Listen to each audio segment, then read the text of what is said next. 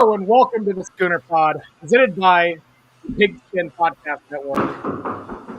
I'm your host, Bobby Howard, and folks, it's not time to panic, but it's time to be mad, because what we saw Saturday was honestly one of the worst performances I've seen out of an Oklahoma football team. I'm ready to vent. Jamison's ready to vent. Ty's ready to vent. So I'm just going to start out. Jamison, what the hell went wrong? It's just the same old story with all of our old Oklahoma folk, where Lincoln Riley just doesn't want to show up in the second half. I mean, we've seen this and time again. And do I even have to bring up examples?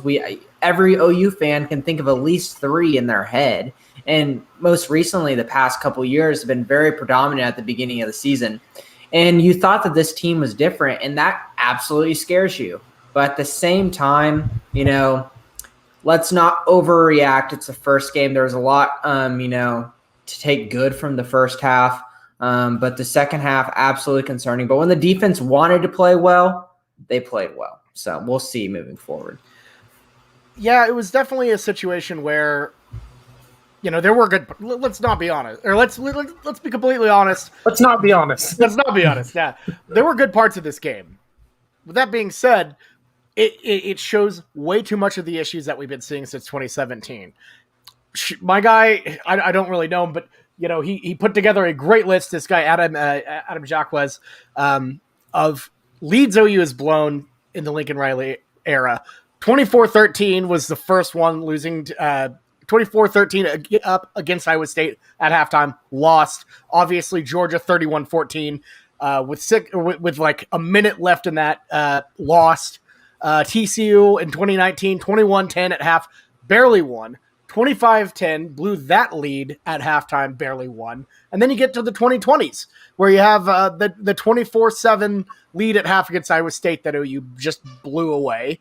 You have that atrocious Texas game, 31-17, blew with a minute 27 left in the third, barely got out of there. And then, of course, Kansas State, 35-14 with 2:36. And then they just blew that one. And the thing is, it has to be concerning at this point, because you keep hearing from players about, we remember last year when we got all arrogant and everything. And then they do the same thing again right off the bat. I get that Tulane isn't a Big 12 team. I get it. But at the same time, when you hear from Lincoln Riley and Spencer Rattler in post-game press conferences where they say, oh, we thought we had the game won, we should have kept playing. How do you not know that this will bite you in the ass over and over again? And I wonder, is it coaching? Is it the culture around OU? I don't know, because at this point it's getting ridiculous. It is the definition of insanity, believing that you can go into a game and not give your opponents an ounce of respect. It's football. You have to be going every snap, or else you're either going to get hurt or you're going to get beat. And you know who doesn't have this issue? Alabama, Clemson, the top tier teams in college football. Georgia. They don't go into games and blow it, because they finish from top to bottom. We want to talk about recruiting. We want to talk about all these other excuses we have about why OU is in Alabama, why OU is at Clemson. It's because they don't finish like this, because they don't have the mental fortitude to beat the teams they should. And when they get to it, and when they get punched in the face, they don't have the mental fortitude to fight back at times. The recruiting is no longer an issue, I would say. Throw that out of the window. There are no more excuses. It falls down to the players. It falls down to the team. It falls down to the coaches. You have to be better, and you have to start respecting your damn opponents all season long. Ty, what do you think? Yeah, for me, it's broadly the same as you guys. You look at every player on this OU team. This was their first college level real game, but every player on this OU team has executed before. Every player on this OU team has executed against irrelevant opponents, against good opponents. Everyone on this OU team has performed, in games to even get to a major D1 school in the first place, and then to win a starting job at a top 5 school. Every one of the players can perform, and they weren't necessarily, and I think there were some schematic issues on both sides of the ball as well, but ultimately the players performing is not necessarily up to them. Yeah, it's not complete. It's ultimately the individual player has their responsibility and their mental things going on. But when the entire team is not performing, player wise, that's on the coaches. And I think Lincoln Riley is the best offensive coordinator in the nation. I think he's a very good head coach. But like you guys have talked about, and I'm not anti Lincoln Riley at all. I'm going to finish this up with something I've said before, but he, as of right now, doesn't have that, that killer instinct, and he doesn't have that ability to really motivate people. And when you look at OU's all-time great coaches, outside of Stoops, you look at, Switzer especially, he was known for motivating his guys, and Saban motivates his guys. Dabo motivates his guys. I know they had a, sub-ideal performance this week, but Kirby Smart motivates his guys. But to me, the biggest issue OU coaching wise has got to be on the defense, because in my opinion, the excuses are running out. We've had years of defensive recruiting with our new defensive coordinator, who is not even a new defensive coordinator at this point. We've had years to implement his system. We've had years to do all these things, and we just gave up almost 500 or almost 400 yards to a Tulane team that very well might lose 5 games this season.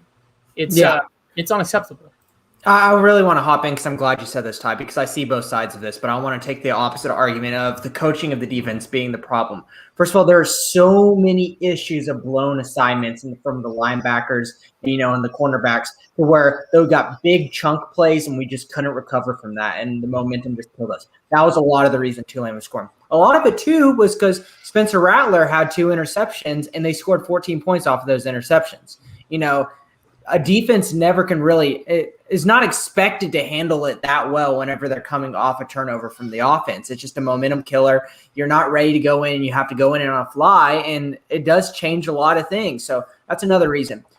Players blow assignments, not coaches. And I think it's, within the first game, there's a lot of, fixing and cutting up the edges, making them a little bit better. But I think whenever you talk about coaching and blame, yes, I think Lincoln Riley needs to take more, not as much the defensive coaches, of getting them ready in the second half. Because as a player's coach, yes, it's great because you're all friendly with them and they're cool and none of them really hate you. But Nick Saban, he's not a player's coach, he's a traditional coach, and he doesn't let you come out flat in the second half because that's just the culture of Alabama. But the culture of Oklahoma, obviously there is some positive things. So a lot of players in today's day and age can't really take a player's coach or a traditional coach's criticism, to where Lincoln Riley would foster those players better. But at the same time, you continuously come up flat in the second half. He's culturing this, he's making this culture that, and he said it in his press conference after the game, is they thought they won and they put their foot off the brake, and that's my fault.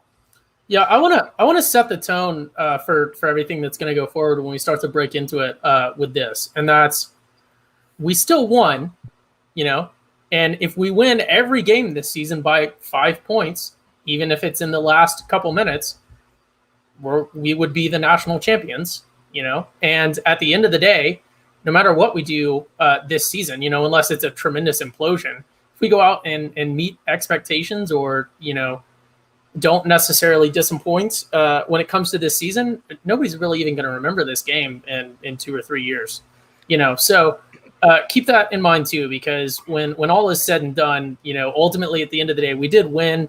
And, 20, 30 years from now, when people are going to their 21st birthday at the Monts, that, plaque up on the wall is going to have this one marked down as a win. So that's true. And, it'll be one of those, hey, y'all remember that weird game that happened where we almost lost to Tulane? It hopefully is just going to be one of those and not a sign of, oh my God, this thing is going to be a disaster. Because like you said, Ty, at the end of the day, it's a win. That is recoverable. You could recover. Help in the college football playoff era, you could recover from a loss. This would have been a hell of a one that you'd have to recover from. But, even just a bad win can get completely covered over with. The point is, OU can't just breeze by this and call it a fluke. the mood and the attitude in practice and going forward this season, this has to be their mess up game. This has to be their Kansas State. This has to be their Iowa State that they point to and are like, never again. And I hope that this is enough of a wake up call and they don't actually have to go out and lose, because if they bring this into Manhattan, Kansas, they're going to lose. This is a performance that second half, teams are going to be giving them their best, and they need to go out and actually perform 100% of the time. And it's troubling. It's something you can't just write off as, oh, well, that was scary, let's move on. And I would hope it changes. It feels like an easy thing to change. I'm not a head coach, but it just feels like it feels like something that could be easy to fix. But it hasn't yet. And that should worry you a little bit, but I don't think we should panic and be like, this team's going to lose 4 games, because we've seen them turn it around before. Last year we thought it was going to be a disaster, and they turned around, won a Big 12 championship, ended up on top with a very solid Cotton Bowl win, one of the hottest teams in college football. But it's also the first game of the season, and the thing about the first game of the season is you have the entire offseason to prepare for it. So if I were in Tulane's shoes, and I think very probably this occurred, Tulane may have very well spent literally their entire summer prepping just for this game, knowing that, this could be their one chance to make a statement and to make a shot and stuff. Whereas OU definitely didn't spend our entire summer training for Tulane. We obviously did a normal, game week workup to play Tulane. But we definitely, they spent a lot more time on it. I mean, we got to give a ton of credit to them, and we will here in a second. Absolutely. Got to give a ton of credit to Tulane. They came out, fought their ass off. The pads were popping. That was a team that had been through a lot of stuff and were, truly ready to go out there and, to play for a win. And, you got to give it up to them. That was a tough week.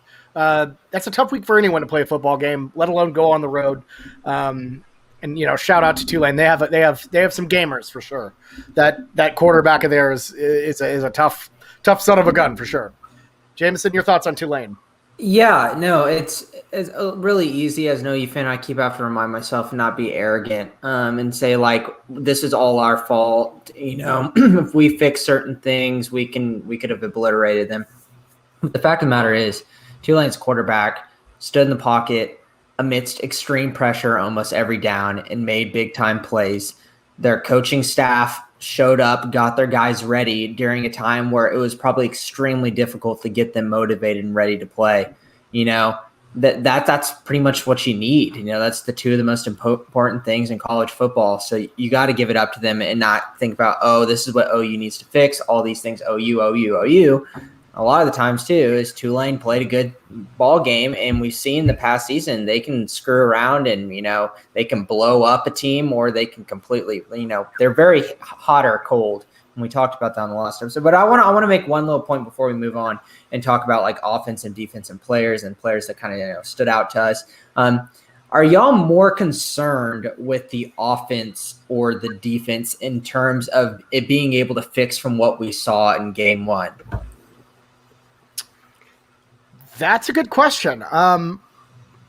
Because I feel like the offense had a tough game, and I feel like Rattler made some really bad reads. Should have been 3 interceptions, easy. But I feel like that's not going to happen every time. I feel like Rattler's ceiling is way higher than that. That was one of the worst games I've seen him play. So it's like I don't think the offense is going to do that every time. The defense was very concerning on reads. That was a tough day for someone who was stumped for that defense almost all offseason long, and to see him get burnt like that against Tulane was tough. And I think it's got to be the defense, but overall, I'm not too overly concerned. I'm interested to see how it plays out. Ty? Yeah, so the offense scored 40 points, and I said this in our group text, but like, if you're putting up 40 points or 40 plus points, you should not be concerned about whether or not you're going to lose the game. And important to note, we did have 2 turnovers, 3. One was reverse, but we had 2 turnovers that were Rattler interceptions, which is, they were completely on him for being lazy and not caring and making bad reads. But there's a big difference, in my opinion, between an interception, which in a lot of cases could be a fluke, and then just a straight up stop. And further, the offense, and I think we'll get into this a little bit more, our run pass split was nowhere near what it normally is. We're normally very much 50-50.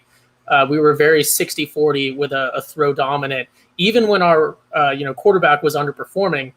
And some of those runs were, Rattler had a rushing touchdown, and so did Caleb Williams. So 2 of those rushing touchdowns were quarterbacks. But I think what I'm getting to here is that there was some strategic load management on the offensive side. There was some strategic preservation of the playbook on the offensive side, and there was a lot of players that didn't care. When I look at the defense, I'm sure there were guys that, mentally weren't as in it either, but the defense was out there, given 100% most of the time and still giving up touchdowns. And having just atrocious reads, because, bad reads, bad schemes are one thing, but if you got a dude that is a cornerback and is just doing terrible reads, like that's a lot harder to fix than fixing your game plan. So I am much more concerned about the defense than the offense. Yeah, I'll take the other side of this, and I'll say the offense, because that final drive off of the onside kick, whenever we finally put all of our defensive starters in there, because if you recall, Isaiah Thomas didn't start the game. He was the best player on defense, on the defensive side of the ball. We had all of our first team guys in there rather than rotating 3-4 deep like Grinch loves to do. And we absolutely demolished them, didn't give them a second of time. Our defensive line destroyed them. So that's whenever they had their mindset right, and plus they had all their number 1 guys out there. I felt very good about that. Yes, the linebacker is extremely concerning. Brian Asamoah, LVP of this game, missed tackles. Anyone in motion just took them by surprise. It was miserable, and you're going to see teams run motion versus us for the rest of the year because of this game. But the things that I saw from the offense side of the ball, from the play calling stance that you hint at, Ty, is, I don't know how comfortable Lincoln Riley is going to want to just pound our running backs. It seems like everything was just completely conservative. He didn't give Eric Gray much to do at all. He's a guy that they were talking about could be a Joe Mixon type, and he was not played like Joe Mixon at all. I will say these lame little power runs, nothing. Yeah, 9 carries, 27 yards, long of 11 for Eric Gray. I don't want to have a cope or a conspiracy theory here, but very early in the first quarter, if you guys were at the game, you may not have seen it. Eric Gray was blocking at one point and took a massive shot right to his ear hole that I am still shocked was not a targeting penalty. And we were running him more before that, and he went out after that, and we ran him a little bit after, but I think he may have been a little shaken up. But I agree. I do think we were definitely saving a lot on the running side, but, at some point we're going to have to, push all our chips in, and I'm not concerned with our willingness to do that when it comes down to the playoff or something else. Yeah, for sure. That's actually a good segue. We'll talk about the offense a little bit, break it down. And yeah, I mean, you're right. Gray did look a little weak, but I got to say, I was really impressed with Kennedy Brooks. We've been very doom and gloom on the pod so far, but Brooks, I feel like, had a pretty solid game. In fact, I'd probably maybe give him okay, he's not the offensive game ball because a man named Marvin Mims exists, but 14 carries, 87 yards with that really nice 32-yard run and a touchdown. That's pretty good for a guy who hasn't played football in a year. Yeah, definitely. I think Kennedy Brooks did exactly what we thought he was going to do. He's going to get his, he's going to be patient. He's going to get his yards, and he's going to have a good yards per carry because he just does, like I said, he just does what he's supposed to do. What we wanted was Eric Gray. We knew that he has the big play ability to pop off a 60-yard plus run, which we didn't see this whole game, which in OU history, we always see. There's always some kind of big run play. And, Kennedy can get that, but he's going to get caught, from behind. That's just how he plays. Eric Gray will take it to the house. So it's just a little disappointing there, but I was really impressed with Kennedy. And let's talk about Marvin Mims too. It was so key. When we were talking last week about, stock up, stock down with Marvin. We didn't really know too much about the Theo Weiss injury. Marvin Mims is having to step up and take a lot of that work too. And the way, even whenever he was about to drop a ball, he caught it. So, the guy's special. So it's almost like someone said that last week on the podcast. If you want to play one game, I'll talk to you at the end of the season. But I think that people saying he's a Blendikoff is a little crazy. I mean, maybe. I think it's crazy just because of the depth. And it wasn't a tremendously great game for the receiving core as a whole. But, man, Mims was, Spencer and Mims, they have a connection for sure. 117 yards, longest of 50. The guy was remarkable for sure. I think the most important takeaway from the receiving game, because I'm not trying to, I was right. I was not surprised at all by Mims. If anything, I was disappointed, especially those two, sort of positional awareness things that should have been a touchdown. Maybe the first one wasn't really his fault, but the second one, he definitely maybe could have gotten a touchdown had he been a little bit more aware of where he was. But Austin Stogner coming back, showing, having not missed a beat, averaged 12 yards on 3 receptions with a long of 20. So that's kind of skewing the average there. But Stogner came out and did that 2 to 4 receptions per game is that sweet spot for the tight end in Lincoln Riley's playbook, because we're looking for those, lull you into not caring about the tight ends and then hit you when we notice that you're not caring about it. And we were, concerned, he's coming off the injury and stuff. He came back, didn't look like he missed a beat at all. And that's kind of an unsung hero position when it comes to receiving. And while I'm still talking, and then I'll shut up, sort of the same thing for Jeremiah Hall as well, obviously. But not receiving the onside kick, though, unfortunately. Oh, both of them. That was a tough look. That was a very tough look. Okay, yeah. But it was a very balanced game, but we got to give credit to our guy, Mario Williams, led the team in receptions. Only 37 yards, but did get a touchdown. Jamison, your thoughts on Mario Williams and his debut? Yeah, he's going to be the possession wide receiver who just gets open and gets that ball. A lot of people are really high on Jaden Hazelwood this season, but he does not have the separation that Mario has. Mario is going to be open, and we're going to get it to him. Jaden, I was a little worried about him, coming off ACL surgery, if he's going to have the lateral quickness to get open. It looks like he's going to be continue for right now. I understand it's been one game, but he's more of a jump ball kind of guy in the red zone, or a deep ball up the side, the left sideline where that would-be interception happened. So I still need to see a lot from Jaden, but definitely, Mario is going to be that possession wide receiver that we need to stick, kind of go into Theo Weiss's empty position. And kind of like I've been saying in the past, he might be maybe even a little bit better than how Sterling Shepard was in his freshman season. I really want to, before we move on and talk about game balls for offense, we have to talk about the offensive line, because I think this is probably the biggest talking point on this whole, offense. Is the offensive line needs to be one of the best in the nation to allow Spencer to be a Heisman type quarterback, because obviously he was not in this game. We saw a offensive line that gave Rattler a decent amount of time, but they were not run blocking worth crap, and there were a lot of missed assignments too. We saw Andrew Rame did not start the game because he was out for non-COVID illness throughout the week. He was going to be ruled out, but got ruled back in last second, so that's why Robert Congo started, and he was all right, but you'd think Rame is going to be your future Creed Humphrey in the middle of the offense. I think Rame being in the middle will help us move forward.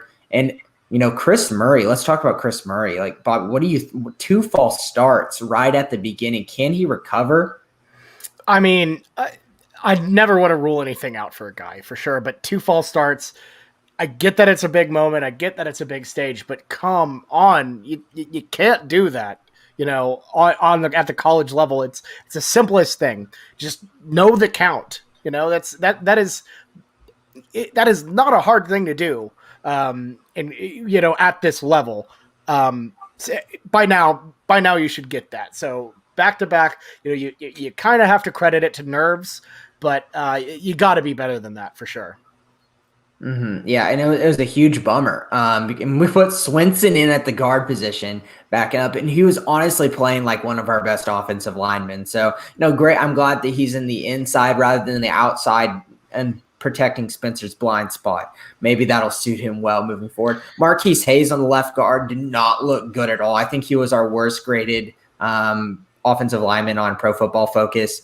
The tackles were all right, but we didn't see a single snap from Wanya Morris, which is just nuts.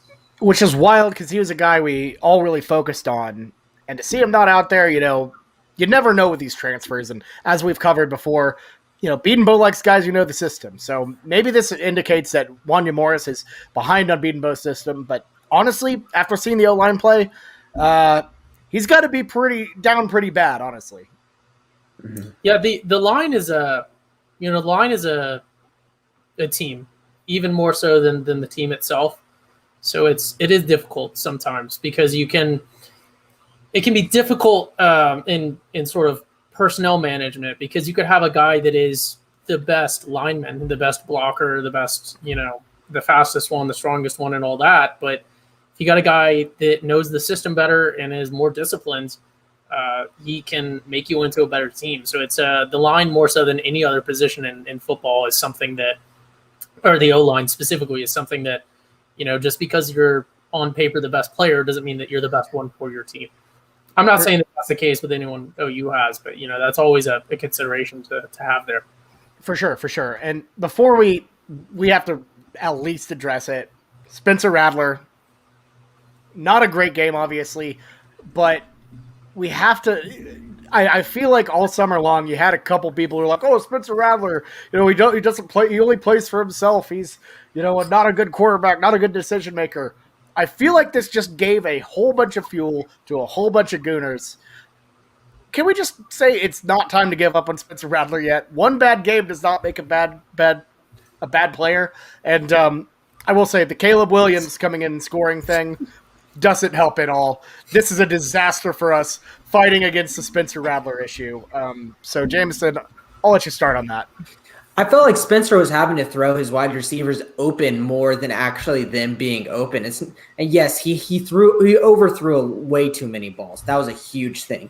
But from my interpretation, I didn't see the receivers getting open like we've seen like in the first couple, non-Power 5, non-conference games that we've had in the past, where he just had easy stat busters he was throwing back shoulder passes to Mario Williams that he dropped in the end zone, throwing deep balls and go get 'em balls. I didn't see a lot of just easy yardages. So I'll say that, but the way Spencer Rattler did you guys see his little pads on his pants that had his logo on it? And now that he had a bad game, everyone's like, oh, all he cares about is the NIL. He went off to, Chicago to sign autographs, doesn't really care about the team that much, just cares about himself. No, are you kidding me? I just think it's ridiculous because you're saying like this quarterback who's in college, who's a college player, who's under 21 years old, has to spend all of his time with football, all of his time doing everything within the team and can't do anything for himself.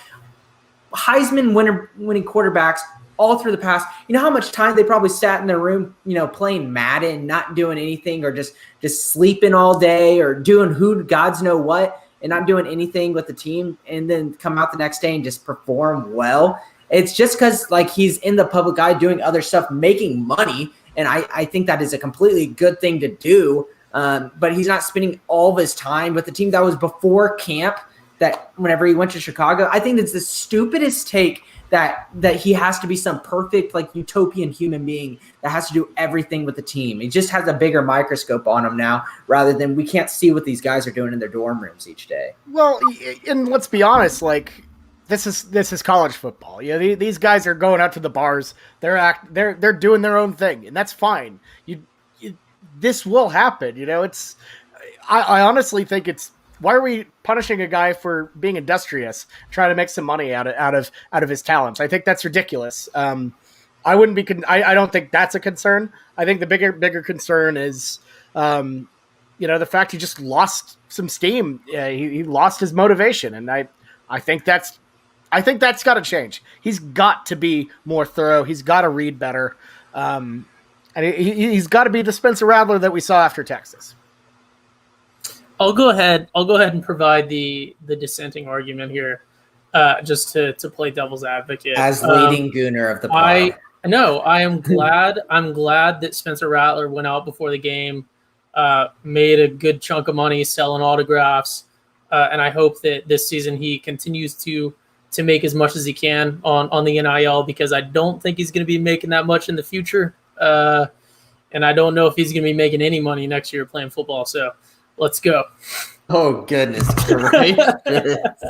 Oh, man. He could throw 30 more interceptions this season. Get drafted in the second round. Serious take on Spencer Rattler that I haven't heard anyone talk about, that I noticed during the game, and then when I rewatched the game, was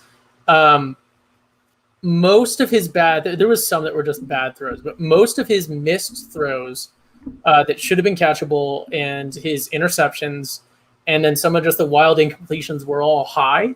And then he also walked off a couple times, and the camera caught him, kind of doing the John Cena, which to me, having played quarterback for a little bit, was a big indicator that maybe Tulane has a really tall defensive line, because when a quarterback can't see over the line, that's kind of what you're doing. But high throws, especially consistent high throws with someone that's very accurate, are generally an indicator that something's going on that he's not able to see over the center. So I don't know if our line is on average taller this year, or just he doesn't have his positioning down in the pocket quite yet when it comes to a real game scenario. But there were definitely some times where I saw a lot of things that added up to he was not able to really fully see what was going on, and that kind of leads to some of the bad decision makings, especially throwing into like double coverage on the first interception. Is if there's a lineman or something there and they've been there the whole time and you have a weird pocket position, he very well may not have seen that guy. And then a lot of his other ones were indicative to me that he was having some trouble seeing over the line, which is weird because he is a tall dude. Fair enough. Yeah. So what I was saying is I don't think Caleb Williams solves that problem, because Rattler's taller than Williams. I think Caleb Williams is an inch taller. Oh, is he? Maybe I think wider. Caleb Williams it's like an optical illusion. Well, and people got to realize also some of it is positioning. If you're a shorter quarterback, yeah. Well, let's say you position yourself they're both listed at 6'1". That's where you got to figure out your positioning in the pocket, which can sometimes be an issue. For sure. Let's do offensive game balls real quick. Jamison, I'll let you start. We'll just whip through it real fast. Who do you got? I'm going to give it to Kennedy Brooks. I understand there's an argument for Marvin Mims, but I think the running game was really, really needed at a time where Spencer Rattler wasn't throwing the ball well and Eric Gray was not getting the yards. And he came in, he just was, Old Faithful and got us the yards, got us the touchdown. Marvin Mims, if he would have gotten that touchdown and not, could have been a horrific fumble into the end zone if he wouldn't have stepped out. We could be talking about a completely different story here. But I'm going to give it to Kennedy Brooks. Fair enough. Ty, who do you got? I have to agree with Jamison on Brooks, just because I think running was sort of an unsung hero. They didn't have all the impressive stats, but we beat them 26-33 in time of possession. Running the ball, I think time of possession won us the game or saved us there. So I got to go on the running side, and that for me is Kennedy Brooks. Definitely. And I stated earlier, I thought Marvin Mims was the game ball of this. Just came up with some clutch passes, really helped move the ball down the field in OU's best period of time. So give me Mimsy with the game ball. But yeah, it's him or Brooks for sure. All right, moving on. Let's talk some defense. Goodness gracious, we had a lot of issues there. Jamison, defensively, you mentioned Asamoah being pretty tough on some pulls here. Was there anything good you saw in the D line, or sorry, linebacker core? Freudian slip, yeah, the D line. That's definitely what I saw. Isaiah Thomas, absolute beast. He did not start the game. Reggie Grimes got to start. We assumed that might be a drive suspension because of his arrest this summer. But he was right back out there. It wasn't that big of a deal. He was an absolute monster. And, Reggie Grimes had a forced fumble too behind him. Perrion Winfrey looked like same old Perrion Winfrey. He just gets in the backfield and then just never tackles. He just is so disruptive that once he gets there, he doesn't know what to do. Hopefully he can fix that this season. But just the fact that you have a nose guard that can get into the backfield that fast is going to make Nick Benito even more, crazy this season when it comes down to stats. And Benito, on his fumble recovery, he was in the backfield so fast. I don't know how he recovered it that quickly. That man is killing people on the edge. And I was a little worried thinking like, oh, he knows the highest PFF graded, defensive player returning and, all these big hype around him. And I was like, I think he's really good. But, a lot of it, too, is because being a rush linebacker is just a dream spot in a defense. He just goes out there and gets it. But this game showed me this dude is absolutely special. And any doubt that I had in him is gone. There you go. Yeah. I mean, I agree with you. That was definitely the highlight of it. And I feel like in some ways, some of the bigger issues with the defense kind of came with scheme in a way because of how Speed D can be so aggressive and left the flats open at times or, some spots in the middle. And I thought Tulane did a really good job of exploiting the way OU plays defense. Yeah, I mean, we had Tulane's first touchdown was maybe it was the first touchdown, maybe it was the second touchdown. I think Jamison will argue that it was a missed coverage, but you go back and watch it, and to me, it's schematic. We just didn't have someone assigned to that person. Like you look, and everyone on the OU side of the ball knows what they're doing and is executing, a scheme, and then there's just a whole, Tulane skill player left uncovered, which you could make a fair argument that it's a blown coverage, but and someone absolutely should have noticed, but that's kind of schematic to me. They're not going to make a play in the defense that's going to leave somebody open. It's someone did not do their job within that play is what it was. They didn't slide one man over each. Someone didn't move over. And throughout the rest of the game, if there's anyone in motion, people were not picking up correctly the whole time. That is going to be extremely hard in practice. Yeah. Either way, and I think it's indicative of like you guys said, the linebackers. A safety should not be your leading tackler on your team. It's not how that's supposed to work. That's a sign that too many people are getting past, and yeah, and obviously that can kind of the lines can get blurred there when they're putting out a lot of receivers, and you have guys shifting out, but yeah, it was I saw a lot of stuff I liked. The go back and watch just the second quarter, and you're like, hell yeah, this OU team has got it. And really, you watch the first quarter after those first two touchdowns, and you're like, all right, yeah, we they spent all offseason preparing for us. We dialed in, and we really were performing and executing on all levels. So, and you got to look at like Tulane's touchdowns came mostly in positive yard situations after turnovers or just unfortunate situations that kind of put the defense in a tough position. So it's not exactly like Tulane we're marching down the field up and down the field on us, and like Jamison said, it really turned around the second they really buckled down. We're like, hey, we might lose this thing. So I don't know. I'm not too worried about it, but we'll see how it continues to pan out. Jamison, thoughts on the secondary? Yeah, the secondary, I liked what I saw from the safeties. I thought, Patrick Fields had a decent game. De'Laren Turner-Yell had a very good game, obviously. Was definitely the cleanup crew. And the cornerbacks, average, nothing too much to really talk too much there. I think Billy Bowman at the nickelback was something he should have gotten an interception, maybe even two. I thought he went in well, but obviously he had a lot of true freshman mistakes. But the athleticism, making plays, that you wouldn't see much from, Buki, what he would do. It was very nice to see a pure athlete that could just do almost everything at that nickelback position. But yes, true freshman's first game. There was a couple of points where he missed tackles and missed a step here and there, but overall pretty proud of him. And then the defensive backs, I'd just give him like a B-. Yeah, and now since you mentioned him, Billy Bowman getting a returning role. as well on the special teams. I don't. We have one guy we really need to talk about in special teams, and we'll gush about him for sure. But your thoughts on Bowman returning kicks? I told you, I said that's what's probably going to happen, in the preseason. That's what we saw in the red-white game. He's just too good of an athlete to where we need to get him, the ball, aside from being a defender. We were blessed that he chose to play the defensive side of the ball rather than the offensive side of the ball whenever he came in. And, to kind of get that itch off of having the ball and being a playmaker, his kickoff returner is perfect for him.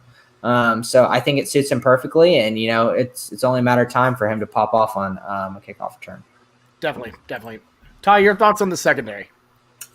You got to give, if we're talking secondary, you got to give DTY credit for being our leading tackler and not really having any outstanding misses. So he's really all I have to re-attack on the secondary there.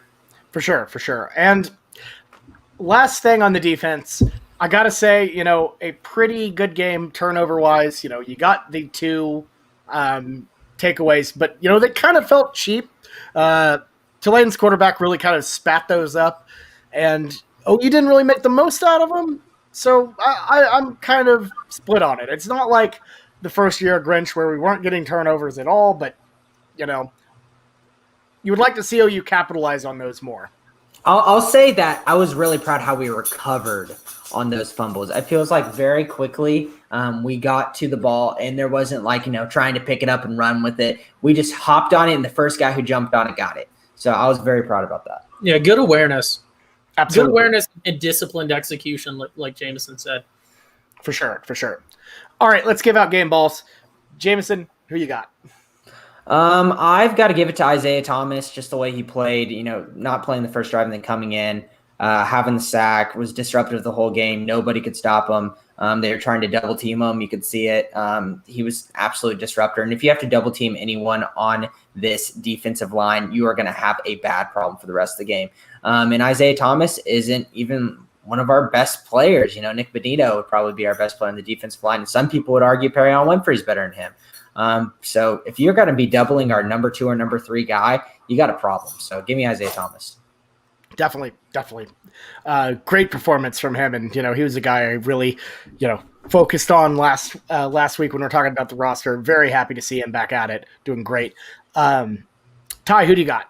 DTY again. Yeah. Yeah, for sure. Because, it could have been a lot worse if he wasn't taking care of his business, for sure.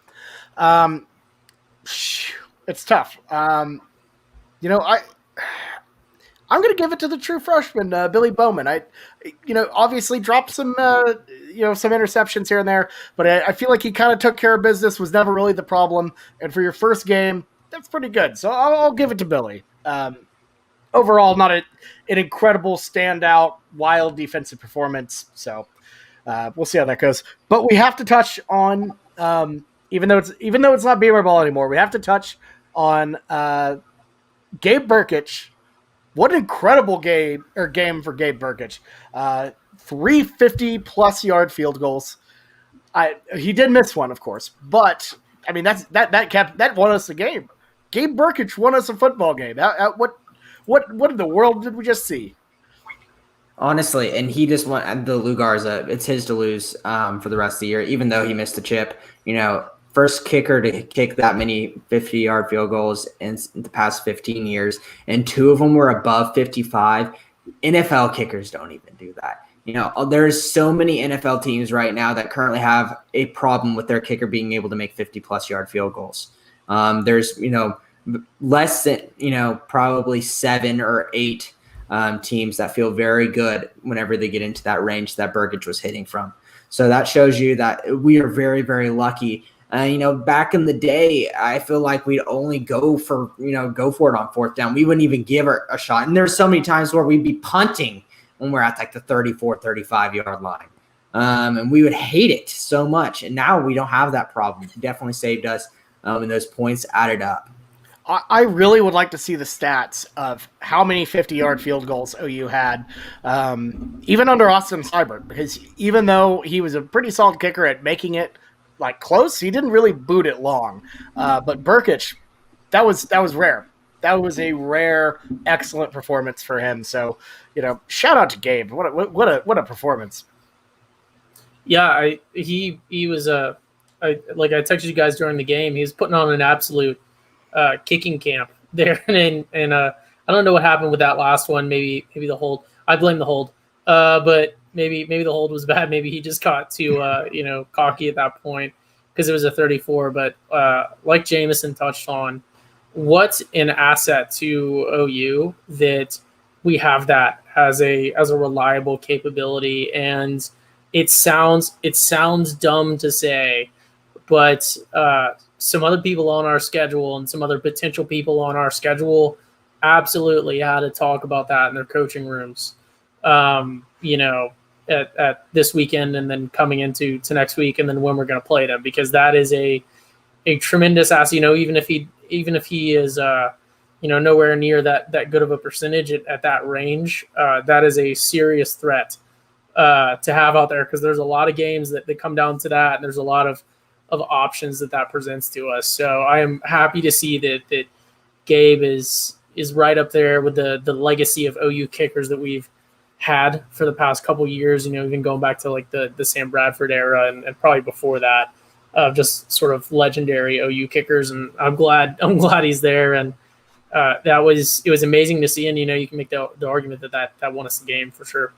Definitely. And had he made that last one, the end of the game would have been completely different in terms of the taste in our mouth for sure. Yep, I think it would have still been bad, but it wouldn't have been atrocious. Well, 8-point loss and versus a 5, we would have known, okay, we'll at least get an overtime shot here, depending on what they're doing. So yeah, and I gotta say, Gabe Burkich, that mustache, I think that took him over the top for sure. What a beautiful look right there. All right, so I think we can unanimously, in my opinion, I'm gonna give Gabe Burkich my overall MVP for sure. So shout out Gabe Burkich, yeah. Love the guy. I think our holder should transfer to Notre Dame. Brian Kelly knows what to do with him. Oh no. He should just start going out to the bars a little bit more often. He'll probably get executed again. That's funny. All right, so let's just wrap this one up. Call it over. Game's behind us. Let's move on. OU has a cupcake ahead of them, the Western Carolina Catamounts, and I know if you're an OU fan and you're like, oh, it's an FC or FBS team, they're or FCS team, they're probably pretty bad. Not only are they just bad, they're bad for FCS. Atrocious last year. Got just killed by everyone except for the Citadel.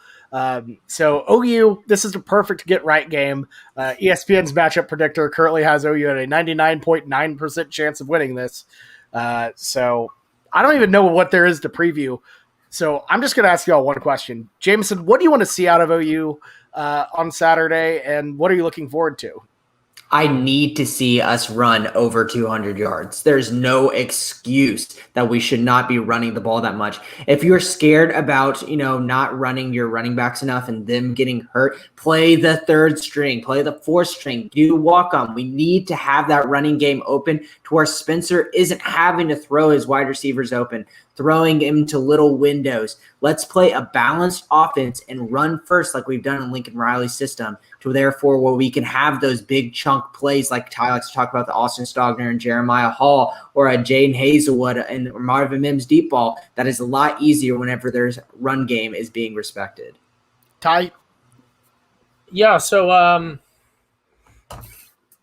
actually disagree with Jamison because it is such a like an irrelevant team, and there's still that risk of something happening out there. There's still 200+ pound guys running into each other at speed.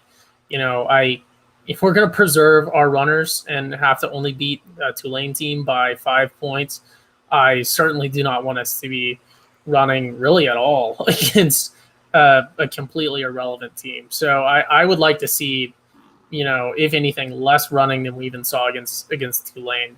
Because I agree with Jamison that I want to see more running, but I think that's coming, and I think it's a strategic decision. So give me less running in this one. I just want to see a complete game fully, truly wrapped up by halftime, half 100, that type of thing. And mainly, I'm just looking forward to a night game. Get the tailgate back 100% going. The atmosphere was good to be back, but clearly things weren't fully right last Saturday. So, I'm just excited to see how that atmosphere is like. Just get a good win, wrap it up, no drama. That's what I want. Just as a solid execution, as Brian Kelly would say. So you just want a medium amount of running. Ty just wants a smidge. I just want, I don't know. I just want to see just right. I'm like the third bear. I want to see just the right amount of running. I just want to see, honestly, anything they do should just cut through Western Carolina like a butter knife. So exactly. So give the ball to Weatherman Jay. I mean, we don't have to give Eric Gray and Kennedy Brooks carries. We didn't give any of our walk-ons a single carry last game. Oh wait, no, ridiculous. We all got the wrong answer though.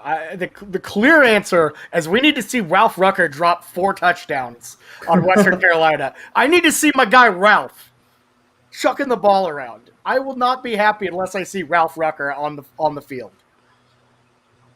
But all right, that's all I got for Western. I think that's all we got for Western Carolina. Honestly, weirdly enough, I think we're going to cover their food a little bit better in the debut episode of Football Feast. That will be debuting on the Schooner Pod's YouTube channel. Check it out. It's going to be weird. I basically just make a pork shoulder and tell you about barbecue.